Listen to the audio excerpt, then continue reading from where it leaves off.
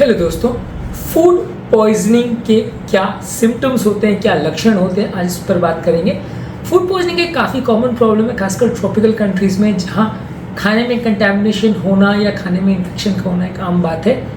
इसके लक्षणों को पहचानना अक्सर बहुत ज़रूरी है, क्योंकि कई बार लोग इसके साथ कुछ चीज़ों को कोरिलेट करते हैं, कई बार नहीं करते, कई बार टाइम पर ट्रीटमेंट लेते हैं, कई बार नहीं लेते। तो ओवरऑल एक अंडरस्टैंडिंग होना इस बीमारी के बारे में ज़रूरी है, नहीं तो अक्सर ये इंपॉर्टेंट चीज़ मिस हो जाती है। हम चीज़ों को खाने के साथ कोरिलेट करना भूल जाते हैं, जिसकी वजह से हम या तो ओवर डायग्नोज करते हैं या अंडर डायग्नोज करते हैं। तो आज हम बात करेंगे क्या लक्षण हो सकते हैं फूड पॉइजनिंग के।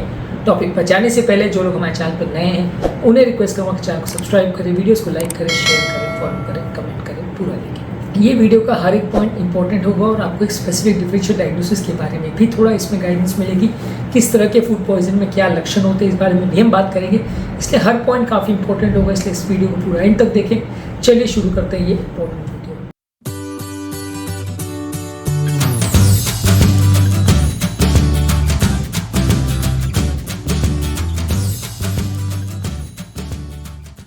सबसे पहला सबसे कॉमन सिम्टम किसी को भी फूड पॉइजनिंग का होता है, वो है उल्टी जैसा लगना। काफ़ी बार जब आप खाना खाते हैं, खाना खाने के कुछ ही घंटों के बाद आपको बहुत ज़्यादा उल्टी जैसा लगने लगता है, अच्छा नहीं लगता, हरारत जैसी होती है। यदि आपको उल्टी जैसा लग रहा है खाना खाने के बाद, तो फूड पॉइजनिंग का वो लक्षण हो सकता है। हर पेशेंट में वॉमिटिंग हो ज़रूरी नहीं है, लेकिन ज़्यादातर पेशेंट जिनको फूड पॉइजनिंग होती है उनको वॉमिटिंग जैसा लगना या एक्चुअल वॉमिटिंग होना काफ़ी कॉमन है। अगला इंपॉर्टेंट चीज़ बहुत सारे फूड पॉइजनिंग के केस में होता है, वो है लूज मोशन। यदि किसी व्यक्ति को खाना खाने के बाद वॉमिट होता है और लूज मोशन होता है, तो ये हॉलमार्क सिम्टम होते हैं फूड पॉइजनिंग के। यही सबसे इंपॉर्टेंट लक्षण होते हैं जिसके बेसिस पे आप कह सकते हो कि फूड पॉइजनिंग हुआ। और कोरिलेट कैसे करेंगे ये चीज़ें, यदि कोई पर्टिकुलर चीज़ खाना खाने के बाद, जैसे कहीं बाहर आपने खाया या कोई चीज़ बासी आपने खाई जो 1-2 दिन पहले बनी थी या कुछ घंटे पहले बनी थी, वो चीज़ को खाने के कुछ ही घंटे के बाद यदि आपको लूज मोशन होता है, वॉमिटिंग होता है, तो वो हॉलमार्क सिम्टम है फूड पॉइजनिंग के। खासकर तब जब ये लूज मोशन में पेट में दर्द और अर्जेंसी के सिम्टम साथ में हो, और ये सब के साथ में आता है कॉम्बिनेशन में पेट में दर्द होना। काफ़ी पेशेंट्स को यूजली अगर फूड पॉइजनिंग हो तो सीवियर पेट में दर्द होता है, जो कि डाइजेस्टिव ट्रैक्ट के इरिटेशन की वजह से होता है, जो बैक्टीरिया की वजह से या टॉक्सिन्स की वजह से इरिटेशन हो सकता है, जिससे लोग को पेट में दर्द होता है। इसके अलावा अगर टॉक्सिन ब्लड में फैल जाते हैं तो कुछ लोग को इससे फीवर भी आता है। ये टॉक्सिन्स के फैलने की वजह से भी हो सकता है, बॉडी के इन्फ्लेमेटरी रिस्पॉन्स की वजह से भी हो सकता है, जिसकी वजह से काफ़ी लोग को फीवर आता है।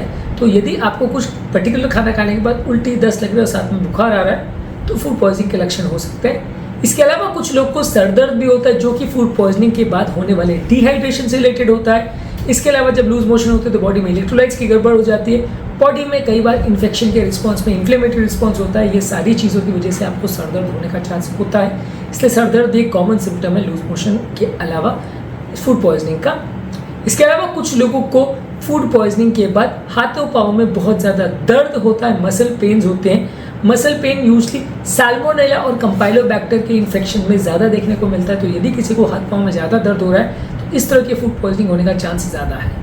इसके अलावा आपको लगती है बहुत ज़्यादा सुस्ती, जो कि डिहाइड्रेशन की वजह से हो सकती है, इलेक्ट्रोलाइट इम्बैलेंस की वजह से होती है। आपको बहुत ज़्यादा कमजोरी और सुस्ती का एहसास होगा, कुछ काम करने की इच्छा नहीं होगी, ये भी फूड पॉइजनिंग का एक इंपॉर्टेंट लक्षण है। फूड पॉइजनिंग के बाद कुछ घंटों तक या एक आध दिन तक व्यक्ति को कंटिन्यूस नौजिया होते रहता है, पेट में दर्द होता है, वॉमिटिंग होती है। इसके अलावा कुछ खाने की इच्छा भी नहीं होती है, यानी लॉस ऑफ एपेटाइट होना एक इंपॉर्टेंट सिम्टम है जिसके साथ फूड पॉइजनिंग एसोसिएट होता है। ये सारे ही लक्षण जब कभी किसी व्यक्ति को कुछ पर्टिकुलर खाना खाने के बाद या कंटामिनेटेड फूड या ड्रिंक खाने के बाद, और खासकर एक ही तरह का लक्षण मल्टीपल लोग को अगर देखने को मिले, यानी एक जगह से बाकी लोगों ने भी खाना खाया और सबको इस तरह के सिम्टम्स हो रहे हैं, तो वो फूड पॉइजनिंग से ज़्यादा कोरिलेट होता है। अगर एक ही चीज़ को 5 लोगों ने खाया और एक कोई सिम्टम हो रहे हैं तो ज़रूरी नहीं है कि वो फूड पॉइजनिंग हो। हालांकि हर व्यक्ति का कंटैमिनेशन होने का थ्रेशोल्ड और प्रॉब्लम्स सिम्टम्स शो करने का थ्रेशोल्ड अलग अलग होता है, इसलिए ये ज़रूरी नहीं है कि पाँचों के पाँचों को अगर सिम्टम नहीं हो रहे तो फूड पॉइजनिंग नहीं है। 5 में से अगर एक को सिम्टम हो रहा है तो फूड पॉइजनिंग नहीं हो सकता, ऐसा ज़रूरी नहीं है।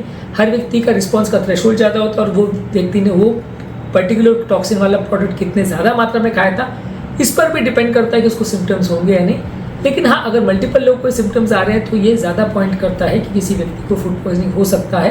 और खासकर बड़ी पार्टीज़ में या बड़े कोई लंगर वगैरह होता है, भंडारों वगैरह में, अगर यदि बहुत सारे लोग को एक साथ के सिम्टम्स होते हैं खाना खाने के बाद, तो डेफिनेटली फूड पॉइजनिंग का डायग्नोसिस है, उसमें सोचने समझने की कोई ज़रूरत ही नहीं, क्योंकि अगर बहुत सारे लोग को जिन्होंने एक साथ खाना खाया और एक ही पर्टिकुलर चीज़ को खाया उसके बाद सिम्टम्स हो रहे हैं, तो फूड पॉइजनिंग के अलावा इसमें कुछ नहीं हो सकता। तो ये बहुत सिंपल डायग्नोसिस हो जाती है। क्या अगर इंडिविजुअल को भी इस तरह के सिम्टम्स हो रहे हैं तो भी एटलीस्ट इवैल्यूएट करने की ज़रूरत है, क्योंकि इससे आप ये समझ सकें कि कौन से खाने में प्रॉब्लम हुआ, और ताकि बाकी लोग को अपना खिलाएं वो खाना और दूसरा पेशेंट को भी सही तरह से आप ट्रीट कर सकें। उम्मीद करूँगा कि आज के टॉपिक में कुछ नई बातें जानने को मिली होगी। इसके अलावा फूड पॉइजनिंग के ओवरव्यू पर और उसके ट्रीटमेंट पर हमने सेपरेट वीडियोस किए, फूड पॉइजनिंग से बचने के टिप्स पर भी वीडियो किए, उसे भी चेकआउट करें। टॉपिक एंड करने से पहले जो हमारे चैनल पर नए हैं उन्हें रिक्वेस्ट करूँगा कि चैनल को सब्सक्राइब करें, वीडियोज़ को लाइक करें, शेयर करें, फॉलो करें, कमेंट करें।